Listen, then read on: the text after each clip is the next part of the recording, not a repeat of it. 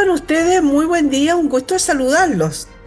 En este punto de encuentro hoy día, quiero conversar un tema que a mí siempre me ha llamado la atención. Cuando usted va a una clínica o a un hospital o a un SAMU, a algún SAPU, cualquier centro asistencial, usted va a encontrar un lecherito que diga algo como los deberes y los derechos del paciente. Pero hay algunas cosas que siempre nosotros vemos, por ejemplo, en las películas, en las series, en la televisión, ¿no? Y es el tema del rechazo voluntario que puede tener un paciente para recibir algún tipo de tratamiento, siempre que ha representado para los médicos esto un conflicto ético, ¿no es cierto? Es angustiante seguramente enfrentarse a situaciones donde a sabiendas que del origen del mal que aqueja a ese paciente, teniendo las destrezas necesarias para intentar su curación, y contando con los recursos para ello, el paciente no esté dispuesto a someterse a un tratamiento terapéutico, por ejemplo. Vamos a conversar con la doctora Sofía Salas, docente del Centro de Bioética de la Facultad de Medicina Clínica Alemana, Universidad del Desarrollo. ¿Cómo estás tú? Muy buen día, tanto tiempo. Muchísimo tiempo, yo creo que no nos veíamos desde la época de la pandemia, más o menos. Ha pasado Más o menos, mucho tiempo y ahora estamos en la pandemia de la de la influenza. Sí. Oye, Sofía, yo decía esto, siempre me ha llamado la atención uno ver las películas que de repente la persona dice, no, yo no estoy dispuesta a pasar por eso, no, sabe que dijo que no se resucitara, o no, yo no quiero ser operado, o a mí me dan las opciones y yo prefiero esta otra, etcétera. ¿Cómo se hace acá en Chile? ¿Hay una normativa respecto de esto? Yo diría que en general sí, la ley de derechos y deberes de los pacientes que tú mencionabas en ese cuadrado que están en todos los centros médicos y las clínicas, señala expresamente que la persona adulta, bien informada, competente para tomar las decisiones, puede decidir rechazar una terapia que propone el equipo terapéutico o también elegir otras alternativas. Y yo diría, ahí hay dificultades, sobre todo cuando la persona no escoge la alternativa o de frentón rechaza una propuesta terapéutica que de acuerdo a la mejor evidencia es beneficiosa para su salud. Y es más fácil aceptar el rechazo cuando en realidad es una alternativa terapéutica muy poco auspiciosa. Pero la mirada actual más compenetrada con lo que es una atención de salud integral que vela por el bienestar del paciente en su totalidad, que incluye respetar sus creencias y sus valores, es poder lograr un punto de encuentro, tal vez no el curso de acción óptimo, sino que uno intermedio que permita conciliar los intereses de la persona enferma con una propuesta terapéutica que puede que no sea la de mejores resultados, pero que sí es aceptada por el paciente porque está de acuerdo a sus creencias y valores. Oye, Y un ejemplo clásico, perdona, es el tema de la transfusión de sangre en una persona adulta, testigo de Jehová. bueno, ahí justamente, ahí hay un ejemplo claro, ¿no? De rechazo por aquello de pensar que pierde la vida eterna al tener una transfusión de sangre, al tener una intervención con respecto de su sangre, ¿no? Eso tengo entendido que es así. Así es. Oye, Sofía, y en ese caso, ustedes simplemente por el hecho de decir, no sé, suponte que llega una persona, yo estoy empezando en urgencia, por ejemplo. Ante una urgencia, llegó la persona y ustedes tratan lo más posible, lo más rápidamente posible, digamos, estabilizarlo, etcétera, ¿no? Pero, y ahí ya hay una intervención. Hay gente que tiene problemas con el tema de las transfusiones de sangre, hay problemas, hay gente que tiene problemas con las agujas, con cualquier tipo de vacuna o de intervención de fármacos. ¿Y ahí qué hace el médico? Simplemente se echa para atrás y dice, bueno, yo ahí no puedo hacer nada. A ver, yo diría la atención de una urgencia médica en la cual tú no has tenido tiempo para conversar con tu paciente, para escuchar cuáles son sus creencias, sus valores, y estamos en una carrera contra el tiempo para salvarle la vida, es probable que prime el hacer una intervención que va a ayudar a estabilizarlo y devolverle la salud. Pero es distinto cuando es tu paciente, tú lo conoces, has podido conversar con esa persona, te ha explicado claramente lo que sí y lo que no, lo que acepta y lo que rechaza. Lo has intentado convencer. Supongamos en el contexto de testigo de Jehová, para poner un ejemplo bien concreto, que una persona adulta es tu paciente. Tienes programada una cirugía para la próxima semana. Hay tiempo para conversar, hay tiempo para buscar alternativas. E incluso también hay tiempo para decir, en esas condiciones, no tengo las competencias suficientes para poder operarte de manera segura. Porque hay centros clínicos que se han ido, voy a usar la palabra, como especializando en poder brindar un cuidado que permita disminuir notoriamente el riesgo de transfusiones. En una situación de urgencia en que tú no conoces a la persona, tú no sabes bajo qué condiciones o qué presiones ha dicho yo no quiero transfusión de sangre, en general yo creo que la mayoría va a transfundir. Si es que tú no has podido garantizar un adecuado proceso de consentimiento y de rechazo informado. Y en ese caso sirve esa identificación, así como, por ejemplo, que todos debiéramos tener en realidad, si es que tenemos alguna enfermedad de base, ¿no es cierto? No sé, hipertensa o diabético, etcétera. Si, por ejemplo, en el caso, vuelvo a insistir en el tema de las urgencias, sirve el hecho de que tenga, por ejemplo, una identificación, ya sea en su billetera o algo colgando, etcétera, que diga, soy testigo de Jehová, no transfundir. Probablemente van a haber algunos profesionales sanitarios que van a decir, para mí es suficiente que tenga su documento firmado o su carnet. Otros van a decir, yo no tengo cómo saber si esa plaquita se la colgaron cuando venía en la ambulancia, o cómo saber si cuando firmó ese documento tenía o no presiones externas. Entonces es probable que no haya unanimidad en cómo manejar la situación de urgencia cuando la persona está en riesgo vital. Y yo creo que la mayoría, a menos que tú tengas el convencimiento porque entrevistaste al paciente, le diste alternativa, etcétera, la mayoría va a optar por la transfusión en un contexto así de agudo. Perfecto, sí, bueno, pusiste justamente el ejemplo más clásico y como dices tú, certero, con respecto a más fácil de entender, respecto de una negativa de un paciente a tener un tipo de tratamiento, ¿no? Conocido fue el caso de hace unos poco tiempo a un chico, a un niño, que los papás, porque ahí él no era adulto, los papás no quisieron dar la autorización para hacer transfusión. Pero ahí el caso para mí es muy distinto, A ver. en el sentido de que ese niño, nosotros todavía no expresa su plena autonomía y por lo tanto nosotros no sabemos si cuando sea adulto va a abrazar o no esa religión, e incluso si es un chico adolescente que pueda conversar contigo, hasta qué punto los padres están influyendo en su decisión. Entonces lo que se ha hecho, por lo menos en Chile, se va a un recurso de protección a tribunales y prácticamente siempre en menores ha fallado a favor del centro para obligarlo a transfundir.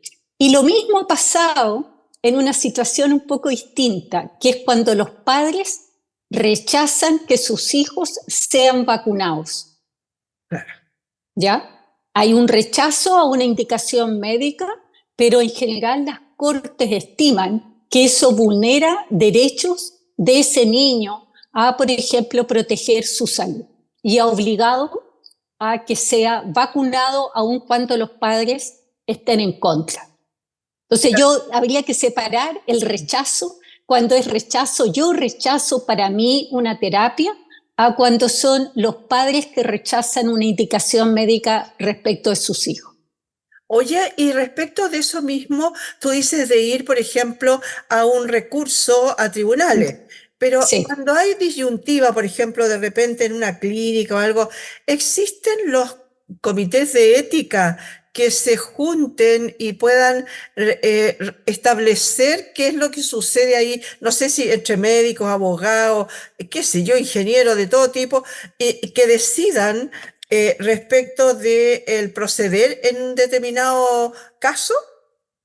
Mira, ahí hay dos aspectos súper importantes que tú mencionas. Por un lado está la función del Comité de Ética Asistencial para poder establecer directrices generales para esta institución. Por ejemplo, cómo vamos a proceder si hay un rechazo a transfusión. Y esas normativas institucionales poder dejarlas por escrito.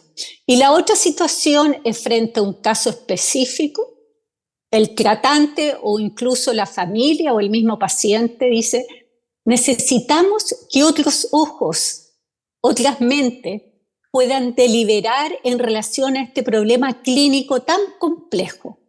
Y ahí se junta un comité que debe ser multidisciplinario, profesionales de la salud, abogados, representantes de los pacientes o de alguien lego, por así decirlo, para deliberar y hace una recomendación. Pero es finalmente el equipo tratante que tiene que tomar esa recomendación e idealmente conversar con la familia, conversar con el paciente y llegar a un acuerdo. Yo creo que lo peor que nos pudiera pasar es que todas estas discrepancias terminen en los tribunales, porque hemos fallado finalmente. No, y aparte de eso, es porque hace un proceso un poco más lento, ¿no es cierto? Uno cree que es una cosa que se necesita rápidamente un acuerdo, ¿no? De llegar a una resolución. Y esto va estirando un poquito el chicle y tienen que aprovechar de mantener, mientras tanto, mantener a ese paciente estable para llegar a... Ahora, en general, los recursos de protección, por ejemplo, cuando hay un menor que requiere ser transfundido y es una situación de urgencia, lo pueden hacer rápido. Pero cuando hay una situación de emergencia, ahí el equipo médico tiene que actuar. Ya, ya. Ahí tiene, no tendría problema ético después o simplemente que le llegue la querella nomás. Pero en general estas decisiones están en el límite, están bien Ya. fundamentadas y el tratante o el equipo médico puede decir en la ficha son las 3 de la mañana, llega un paciente grave, requiere transfusión, no se ha podido se ha levantado la solicitud al tribunal, pero no ha habido respuesta, vamos a proceder a transfundir, por ejemplo. Ya, ya. Ya. Oye, te voy a sacar del caso de las Perfecto. transfusiones de sangre, pero quiero, no quiero dejar pasar un tema que hubo hace como un par de años, diría yo, respecto de un escándalo psiquiátrico que ocurrió en un hospital de acá de Chile. Por un tema de la utilización de la técnica de la terapia Sí. electrocompulsiva en un hospital psiquiátrico, en el que tampoco se sabía muy bien, no quedaba muy claro, en realidad estaba como en una nebulosa el tema de si los pacientes realmente sabían o se estaba experimentando. Siempre hay un problema con los tratamientos psiquiátricos, ¿no? Bueno, ese caso fue muy comentado. Ujú. Yo creo que hubo, esa es mi percepción, como demasiado escándalo público sin detenernos a analizar las circunstancias. Eran terapias electroconvulsivas, de acuerdo a la información de prensa. Yo no tengo acceso a ficha clínica ni nada. Era una terapia electroconvulsiva que estaba bien indicada. De acuerdo a los estándares clínicos, esa terapia tiene que hacerse con el paciente anestesiado, Mm. ¿ya? Pero en ese hospital en particular, por X motivos, no había anestesiólogo disponible. Entonces se optó por hacer estos tratamientos como se hacía antes, con una sedación leve, pero no en las condiciones óptimas para realizar el procedimiento.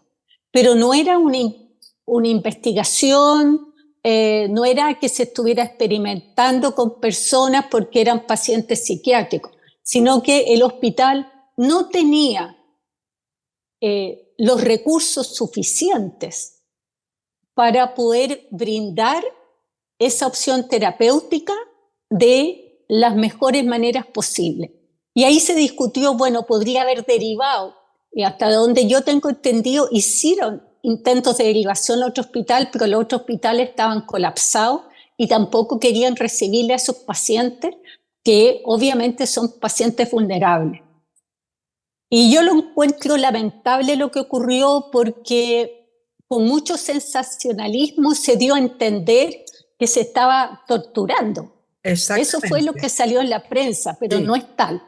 Pero yo creo que es una llamada de atención para que todos miremos si acaso en los distintos servicios, consultorios, se está brindando la atención clínica de acuerdo al estándar más alto posible. Pero te voy a poner un ejemplo. Tú estás en medio de la selva, eres médico, tienes que operar a tu colega que tiene una apendicitis aguda, no alcanzas a llegar a un centro médico y es probable que le diga la única manera es emborráchate con alcohol para que no te duela lo que tengo que hacer. Estoy exagerando un poco, ¿te fijas? Eso en otro contexto sería un acto de barbarie. ¿Ya? Entonces uno debe situar el problema en un contexto particular, porque los médicos del hospital, por lo que yo supe, habían levantado sus necesidades durante mucho tiempo y se le contestaba que no había recursos. Claro, sí. Sí, tengo entendido que es así como dices tú, fue un tema bien, porque siempre se queda como en la sensación de que se estaba experimentando con esas personas Sí. que no siempre están al 100% de su razonamiento, por lo tanto, no sé, era como una película de terror un poco, ¿no? Era como la naranja mecánica o atrapado Claro, sin salida, sí, exacto, pero no, exactamente. no, Sí. sí. Oye, y otro tema que también queda siempre un poco como en la nebulosa, es el tema de las autopsias. Las autopsias en general deben ser aceptadas, son obligatorias, partamos por ahí. Yo no tengo competencia para poder contestar esa pregunta, pero lo que sí sé es que dependiendo de la circunstancia de la muerte, es obligatorio ir a una autopsia. Por Ya. ejemplo, cuando se sospecha intervención de terceros, cuando una persona se desploma en la calle y no sabes de qué falleció, eso van al médico legal sí o sí. Pero si tú tienes una condición médica y falleces en el hospital por esa condición médica, te pueden ofrecer a la familia, le gustaría hacerle una autopsia para poder precisar mejor la causa de muerte y la familia puede decir que sí o que no. Incluso hay un tema bien relevante respecto de las autopsias de recién nacidos que nacen y fallecen o que nacen muertos. ¿De qué manera poder hacer ese análisis? Que es importante conocer la causa de muerte por lo que implica futuros embarazos de la manera menos invasiva posible. Por ejemplo, haciendo radiografía o resonancia de cuerpo entero, tomando una muestra mínima a nivel del talón para poder hacer análisis genético, de tal modo de hacerlo lo menos invasivo posible. Y eso siempre con acuerdo de, en este caso, los padres de ese niño que falleció al nacer. Oye, Sofía, y ahora sí, para ir terminando el tema, que es como un poco, no sé si es cabroso, lo que pasa es que la gente no sabe de estos temas y de repente se tiene que enfrentar a ellos y no sabe cómo reaccionar tampoco. Independiente de la creencia ideológica y de la creencia religiosa, reanimar o dejar ir. Yo creo que ahí, más que una creencia religiosa, ¿no? Va a depender de la situación clínica de la persona. Si se sabe que esa persona tiene una enfermedad terminal, que le queda poco tiempo de vida, reanimar o intentar reanimar es un despropósito. Pero si yo tengo un paro cardíaco en la calle, es obvio que existe el deber moral, por lo menos, de intentar reanimar, que es un poco lo que pasa con un deportista. Está jugando fútbol, cae desplomado, tiene un síncope, paro cardíaco, y hay que hacer todos los esfuerzos para reanimarlo. Entonces, va a depender del contexto. No creo que haya un tema religioso, sino que es de, si acaso, ese intento de reanimar es adecuado, proporcional para la condición de base que tiene. Oye, y respecto de eso mismo, del tema de la reanimación, la conexión a ¿A máquinas que se ventilación mantienen. mecánica? Sí, Sí, sí. sí. ¿Qué pasa con eso? Yo puedo de repente decidir, ¿sabe qué? Ya lleva, no sé, te voy a inventar, 10 días, 15 días conectado a un respirador o algún tipo de máquina que mantiene a la persona viva. ¿El familiar más cercano puede decidir desconéctelo o tiene que ir a tribunales? No, no tiene que ir a tribunales. En general, esto se resuelve conversando y así debiera ser. Obviamente, voy a poner un caso, una persona tuvo un accidente, está conectado, está con buen índice pronóstico, pero todavía no por completo restablecido como para poder retirar la ventilación mecánica, y viene un familiar y dice no, desconéctelo mejor. El médico puede decir en realidad no hay un criterio clínico para desconectar, ¿ya? Pero la mayoría de las veces sucede que se da la posibilidad de, llega grave, conectamos y después hay un juicio de proporcionalidad. Mantener esta ventilación después de 10, 20, un mes sin ninguna mejoría clínica, con exámenes de laboratorio de imágenes que demuestran que si llega a sobrevivir el pronóstico es muy ominoso, y ahí lo que le puede el clínico ayudar es preguntarle a la familia, su esposo, su hijo, ¿hubiese querido quedar así? Y ahí yo creo que en general la gente dice en realidad por su deportista, por su alegría, quedar confinado, muy secuelado, sin poder tener conexión con el mundo que lo rodea. Yo creo que no hubiera querido, entonces planifiquemos, y se planifica un momento para retirar la ventilación mecánica o las drogas vasoactivas o no iniciar la diálisis, en algo que es paulatino, que da tiempo para ir conversando y que tampoco debiera ser un todo o nada, en el sentido que puedes retirar, está respondiendo y puedo agregarle o quitarle según cómo sea la respuesta o la no respuesta también. Claro que sí. Oye, Sofía, muchas gracias por haber estado hoy día con nosotros. Nos aclaraste muchísimo el tema de qué hacer en un determinado momento. Yo sé que tú no, trabajas más bien en la parte ética. ¿Cómo ves Sí. esto? ¿Tú formas parte todavía de la comisión de ética del Del Ministerio? colegio médico, Del del colegio colegio médico, médico, del colegio sí. médico. Algún día vamos a hablar al revés del colegio médico, de la ética médica en los médicos, ¿no? En los médicos, ese es un tema también. Sí, ahí hay un tema grande y poderoso. Pero eh, este tema que hemos conversado hoy día, ¿tú lo ves como algo que esté latente en la gente, que sabe, que está informado? A eso me refiero, que esté Yo, informado, que sí, sepa, ¿sí? yo diría cada vez más, sobre todo cuando se promulgó la ley de cuidados paliativos, Ujú. incluye también la posibilidad de voluntades anticipadas.